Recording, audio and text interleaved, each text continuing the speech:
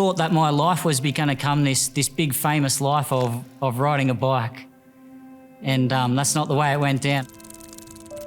I got into the scene of BMXing, and as I was BMXing, I got some sponsorships and rode with some guys who were really good and did a lot of travelling and got mixed up into drugs and alcohol and just started to live a reckless life.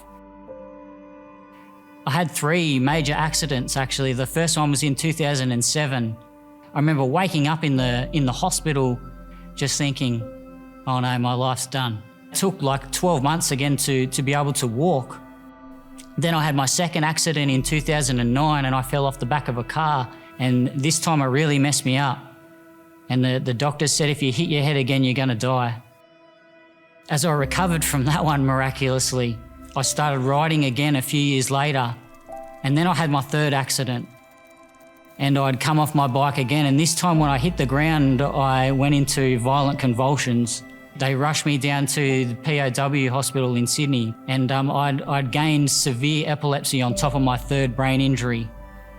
And by this stage, I was having 2, 3, sometimes 4 fits every day. And this was incontinence and not breathing and just total knocked out on the ground, grand mals they call them. And there was just not much hope for me. And the doctors were telling me, you'll never work again, you'll never drive again, you'll never have a normal life again. So I just gave up. And after that, I just started to drink more. I started to get on really hard drugs, and I really started to get into some bad stuff. And the doctors told me, you need to stop living your life the way that you do, or otherwise you're going to die. But I didn't care. You can see that I have skulls all over me. My theory was that I was going to be buried in a coffin with no clothes and just a full suit of tattoos with death written all over me, because I was going to die. My dad was really worried about, he'd send pastors to me all the time. And I'd be like, oh, another pastor, here we go. Until one day I met this one guy.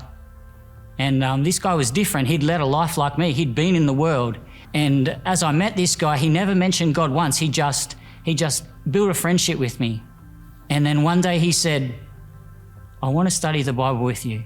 Automatically, I took that on as an opportunity to take another pastor down. And I went to that Bible study just off my face. We opened with prayer, and then he just reads from Genesis. So simple. And it was that in that moment of time, before I could even get a word out to have a go at this guy, that the Holy Spirit hit me in the face like a brick. It was like a brick.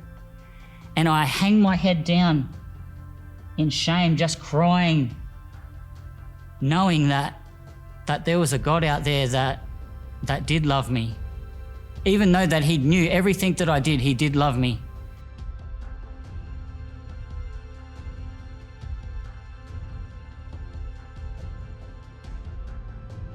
When we share stories like Greg's about how Jesus has changed his life, we can powerfully impact the lives of our friends, family, neighbours, and colleagues. For Greg's full story, order your special sharing copies of the August Signs today. Simply scan the QR code on your screen.